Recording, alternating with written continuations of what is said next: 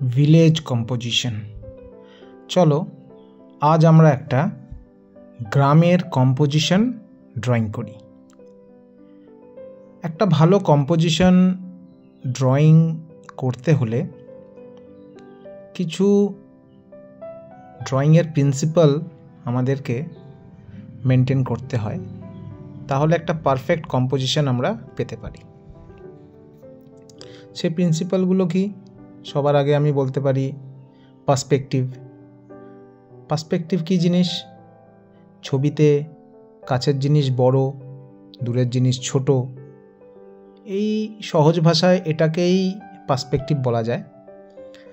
যেমন ধরো তুমি একটা রেল লাইনের ধারে দাঁড়িয়ে আছো, দূরের দিকে লক্ষ্য করলে বুঝতে পারবে রেল লাইনটা যত দূরে চলে গেছে ততটাই লাইন দুটো কাছাকাছি চলে এসছে। মানে আমি বলতে চাইছি, কাছের দিকে রেল লাইনটা যতটা চওড়া, দূরের দিকে ততটাই আস্তে আস্তে সরু হয়ে গিয়ে একটা পয়েন্টে মিট করেছে। ছবির ভাষায় ওই পয়েন্টকে বলা হয় ভ্যানিশিং পয়েন্ট।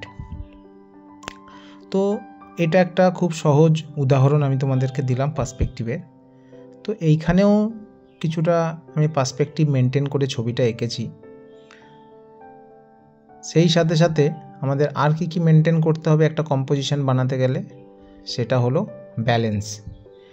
একটা ভিলেজ কম্পোজিশনে আমি এখানে ব্যালেন্স মেনটেন করেছি কোথায়? মাঝখানে যেরকম আমি ফিগারটাকে রেখেছি, ফিগারটার এক পাশে যেমন আমি একটা তাল গাছ রেখেছি, সেরকমই আর এক পাশে আমি একটা অন্য গাছ এঁকে ব্যালেন্সটা মেনটেন করার চেষ্টা করেছি। ভালো কম্পোজিশন আঁকতে গেলে প্রপোর্শন তোমাদেরকে মাথায় রাখতে হবে। প্রপোর্শন কি? ধরো তুমি খুব ভালো ছবি আঁকো। ছবিতে প্রপোর্শন বলতে আমি যেটা বোঝাতে চাইছি সেটা হলো সঠিক সাইজ। ছবিতে বিভিন্ন রকম অবজেক্ট আমরা এঁকে থাকি, যেমন ধরো ঘর, গাছপালা, নদী, নৌকো, মানুষ, জন্তু জানোয়ার, যাই হোক, কিন্তু তাদের একটা পারফেক্ট সাইজ হয়ে থাকে। তো একটা গাছের তুলনায় একটা মানুষ কখনোই বড় হতে পারে না, বা একটা মানুষের তুলনায় একটা ছাগল কখনো বড় হতে পারে না।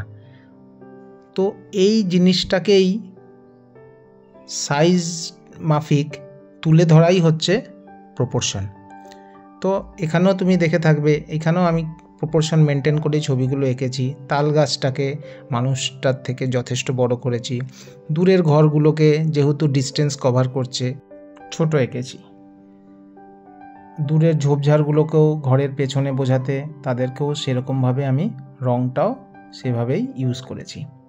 আঁকার সাথে সাথে তোমাদেরকে রঙের ব্যবহারটাও সঠিকভাবে করতে হবে। এই ছবিতে যেখানে সামনের গাছগুলোতে আমি বিভিন্ন রকম 3-4 ধরনের রং ব্যবহার করেছি, দূরের গাছ বোঝাতে আমি দূরের গাছে দেখো একটা ফগি ব্যাপার বোঝানোর জন্য আমি কিন্তু ব্লু কালারটার প্রয়োগ করেছি। তোমরা এখানে অনেকের প্রশ্ন থাকতেই পারে, গাছের রং ব্লু হয় নাকি? তো এখানে গাছের রং ব্লুইশ দেখানোর একটাই কারণ, সেটা হচ্ছে দূরের গাছ আবছা ব্যাপারটা বোঝাতে আমি এখানে ডিপ ব্লু আর লাইট ব্লুর প্রয়োগ করেছি। তোমরাও যদি ভালো করে বাইরে যদি কখনো ল্যান্ডস্কেপ দেখো, খুব দূরের গাছ, ফগি এরিয়া, কুয়াশা, সেখানে তোমরা এই ধরনেরই রং দেখতে পাবে। তো দূরের ছবিতে আমরা যদি কম রঙের ব্যবহার করি তাহলেই সেটা দূরের বলে মনে হবে। কম্পোজিশনে তোমরা আরেকটা জিনিস যদি অ্যাড করো তাহলে ছবিটাই খুব জীবন্ত লাগে, সেটা হচ্ছে মুভমেন্ট। ছবিতে সাধারণত মুভমেন্ট রাখার চেষ্টা করবে। মুভমেন্ট কথার অর্থ আমি এখানে এটা বোঝাতে চেয়েছি যে তোমরা যদি কোনো হিউম্যান ফিগার বা অ্যানিমাল যাই আঁকো না কেন ছবিতে, তার মধ্যে একটা গতি বা মুভমেন্ট বোঝাতে হবে। তোমরা এখানে লক্ষ্য করে থাকবে, এখানে আমি যে ফিগারটা এঁকেছি এ কিন্তু নর্মালি দুটো পা মাটিতে রেখে দাঁড়িয়ে নেই, এ কিন্তু হাঁটছে। সেই হাঁটা ব্যাপারটা বোঝানোর জন্য আমি দেখো ভালো করে, এর বা পাটা গোড়ালিটা উঠে আছে, ডান পাটা পুরোপুরি মাটিতে রাখা আছে, যেভাবে সাধারণত আমরা চলার সময় পাটাকে এইভাবেই মুভমেন্ট করে থাকি। তাই তোমাদের প্রতি আমার বলার উদ্দেশ্য একটাই, ছবিতে যদি কোনো রকম ফিগার, সে পশু হোক বা মানুষ হোক, তার মধ্যে অবশ্যই মুভমেন্ট রাখবে। সোজা দাঁড়িয়ে থাকা ফিগার, উদ্দেশ্যহীনভাবে একটা ফিগার দাঁড়িয়ে আছে, বসে আছে, তাকিয়ে আছে, ওগুলো কিন্তু তোমাদের আঁকার পরীক্ষা বা প্রতিযোগিতায় তোমাদের নেগেটিভ মার্কিং করে। তো ছবির মধ্যে তোমার ফিগারের মধ্যে যেন একটা উদ্দেশ্য থাকে।